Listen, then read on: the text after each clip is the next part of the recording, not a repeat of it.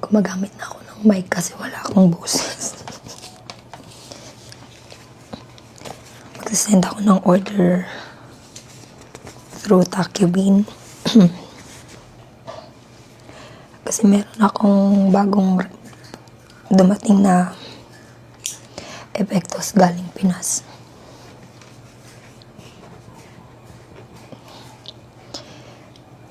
Sa hindi pa nakakaalam, nagbebenta po ako ng mga products from the Philippines. Then minsan meron ako sa Amerika. Ang hirap magsalita. Yung sa Amerika, mag-ASMR muna tayo. Ayan. Ang lamig. Kailangan ko pala ng isang gloves.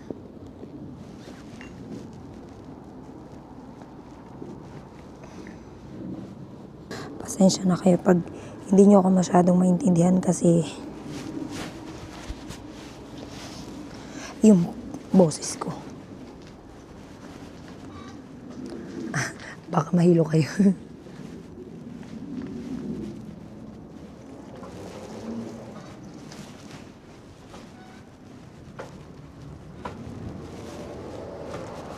Ayan. Ay ko.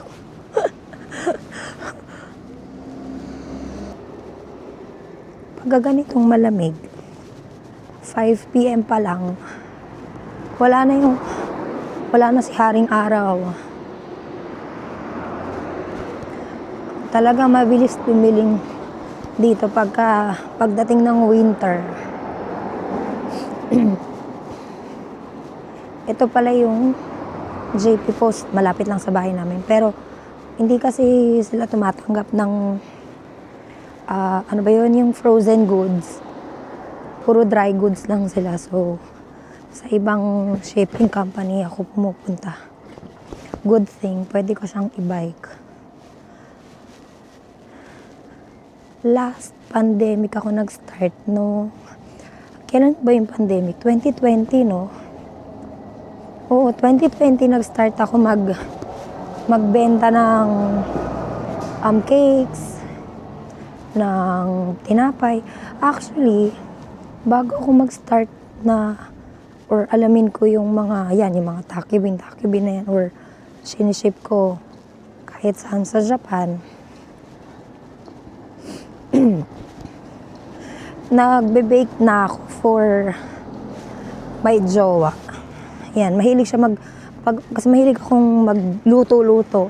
So, every time na meron siya nakikita sa YouTube na kakaiba, gusto niyang i-try, gusto niyang kainin kasi nami-miss niya. Oops.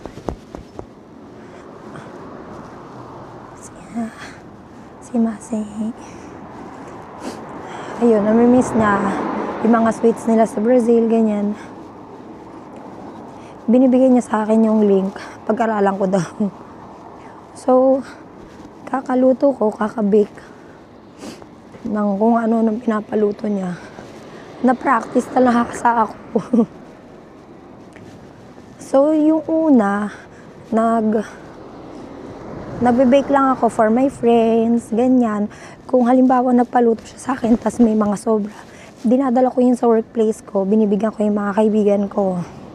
Siyempre, tumagal-tagal, since talagang madalas akong mag-bake tsaka magluto noon. Parang napaperfect ko na. Anyway, napaperfect ko na yung mga ginagawa akong mga sweets. Siyempre at first, nangangapa ako dahil actually hindi ko naman first time mag-bake kasi nag-enroll din ako ng panandalian. Nag-aral din ako panandalian sa Pinas bago bago ko talagang sabakin yung, okay, decided na ako, magbe-business na ako. Talagang inaral ko. Kasi syempre, mahirap din yung pa-YouTube lang. So yun, mahirap talaga yung pa-YouTube ka lang, di ba? Ang lamig. Ay, grabe. Grabe talaga. Pero buti nga hindi nag-snow ngayon eh. So yun, nag-decide na ako na parang gusto ko na siyang gawin business. Kahit pa paano, nag-enroll ako sa baking class. Tapos dito din, inaral ko yung paggawa ng chiffon cake nila. Although hanggang ngayon, sa totoo lang, hanggang ngayon, sa sobrang ano ba tawag doon? Yung matrabaho talaga lahat ng paggawa ng pagkain dito sa Japan. Paano ko tatawid? Paano ko tatawid, B?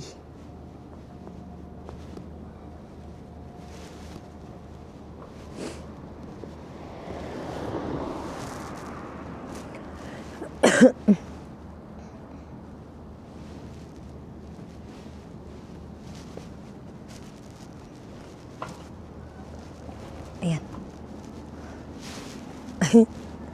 Nakatawid agad. Asa na ba ako? Ang lamig kasi.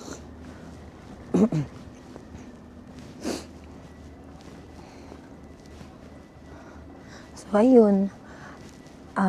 Year nung nag-pandemic, doon talaga ako nag-boom. Si bakla talagang haggard everyday. Tapos nung time na yun, nawalan pa ng trabaho yung asawa ko. Kasi nga, talaga nag-close talaga. Wala, sira yung pangkabuhayan showcase namin. Then yung time na nagbe-bake ako, buti na lang talaga. Pero bago mag-pandemic bago nun, nagbe-bake na ako. Yan na, nagbebenta na ako. Arigatou gozaimasu. Nagbenta na ako. Tapos talagang yung pandemic, nag-boom si bakla. Doon ako masasabi kong nakaipon ako para sa pampagawa ng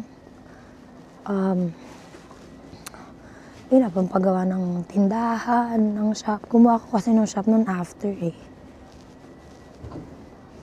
Tapos, natulungan ko di asawa ko, ganyan. Diba? Kakautos niya sa akin mag-bake. Gumawa ka ng pagkain ng ganito, ng ganyan. Ayun, nahaasa si bakla. Hanggang sa, ito pala. Ano ko to? Passion. Parang passion na binisnes ko na. Totoo yun. Kung ano yung passion nyo, kung ano yung gustong-gusto nyo na pwede nyo gawing business, kung pwede nyo pagkakitaan, why not, di ba? Ayun, nandito na ako. Wait lang. Nahaggard si bakla. Yung mga kaibigan ko dito, sinasabi nila, bakit di mo i-vlog yung buhay mo ganyan? Diyos ko, sobrang busy ko na. Hindi ko alam kung saan ko isisingit yan. Hindi maligo nga eh. Lalagyan ko pa ng schedule. Charot. So, ayan. Isasend ko muna to, mga bakla. Babalikan ko kayo. Wait lang.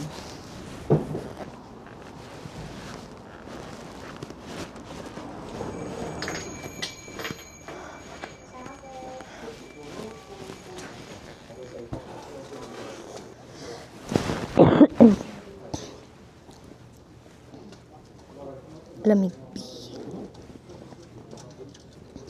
Grabe yung katinang lalamunan ko. Magmamask muna ako.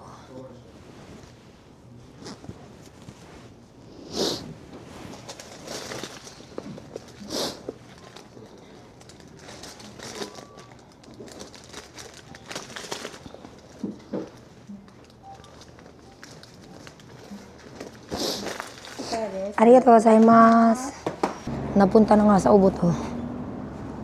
Yung paus ko. Sobrang lamig naman kasi. So, ayun. Asan na ba tayo? Eh di nag-start na ako yan yung online benta ng mga tinapay at ng mga cakes. Yun na, syempre nangangapa ako kasi hindi naman ako masyadong magaling magpasikot-sikot. Yung mga, yung mga gawain dito, kung paano magpadala sa ibang lugar dito sa Japan. Alam mo yun, tas minsan meron pa ako na-encounter na takot kasi ako magtanong. Hindi naman takot, nahihiya kasi ako magtanong. So, more on, talaga sinesearch ko siya sa Google. Kung meron nga ChatGPT noon, siguro, lagi kong kausap si ChatGPT. So, yun, hindi ako masyadong nagtatanong sa ibang tao dahil sa social media, may mga na-encounter kasi ako na ipinopost nila yung bakit ka magtatanong sa akin ng kung sino yung supplier ko and all, kung ano yung mga info about sa ginagawa kong business. So, minsan, naiisip ko na, damutan pala. Charot. Hindi naman damot. Ewan ko sa kanila bakit ayaw nilang magbigay ng info. Siguro, natatakot sila or syempre nga naman, pinaghirapan nila yung kung ano yung meron sila o kung ano yung merong info sa kanila. Natatakot ako magtanong ng info sa ibang nag-business, nag-online business din kasi baka masabihan ako, wag ka sa akin magtanong, baka masungitan ako kasi madalas yun kasi yung nakikita ko. So talagang sariling sikap, inalam ko siya. Then luckily, iba naman, yung kaibigan ko naman na tinatanong, minsan nagtanong ako sa mga kaibigan ko. Luckily, nakakuha naman ako ng tamang info sa kanila. So, merong sasakyan. Saan ba siya? Dito muna ako.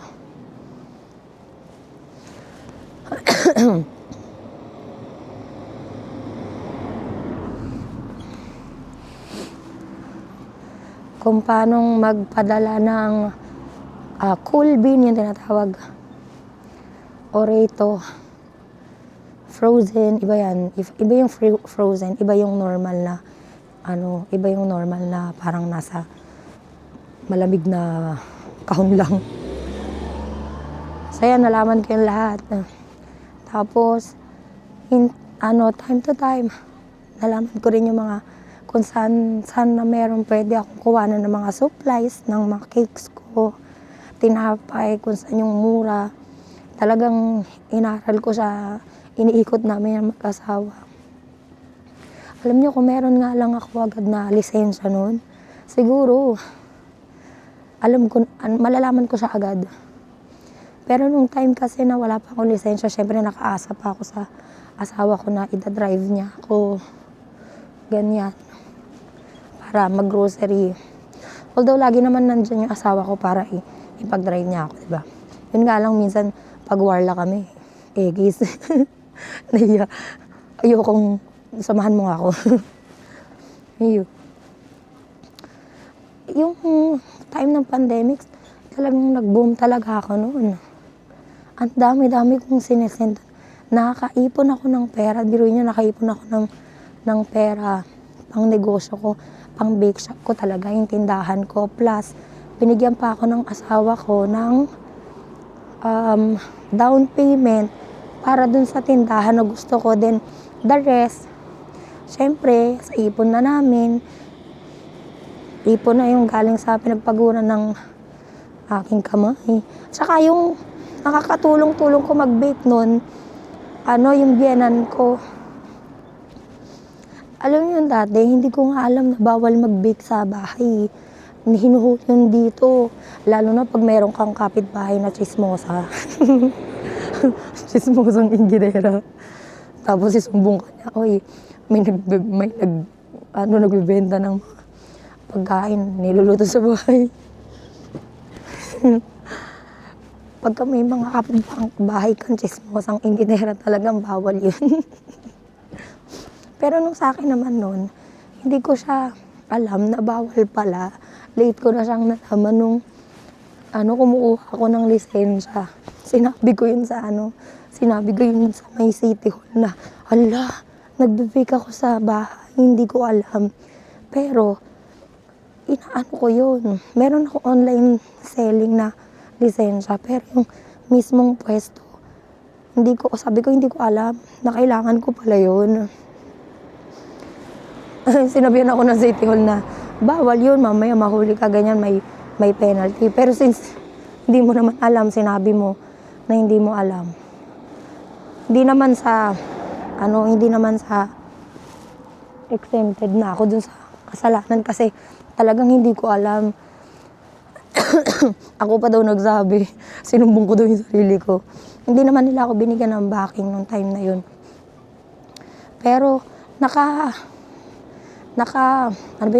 final ko sa, kumbaga nagpapahid kami ng tax using dun sa may online selling na lisensya ko. Tapos yun, nung nalaman ko, di pala pwede yun. Buti na lang, no? Yung iba, alam nyo, mga iba dito, Diyos ko, isusumbong ka talaga.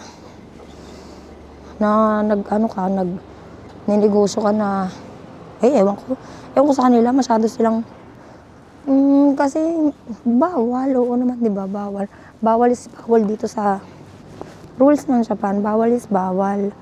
Talaga naman. Pero syempre, sana hindi na lang manggaling sa kapwa natin, di ba? Kapwa lahi natin. Tayo pa yung nagkakalaglagan. Although bawal naman talaga.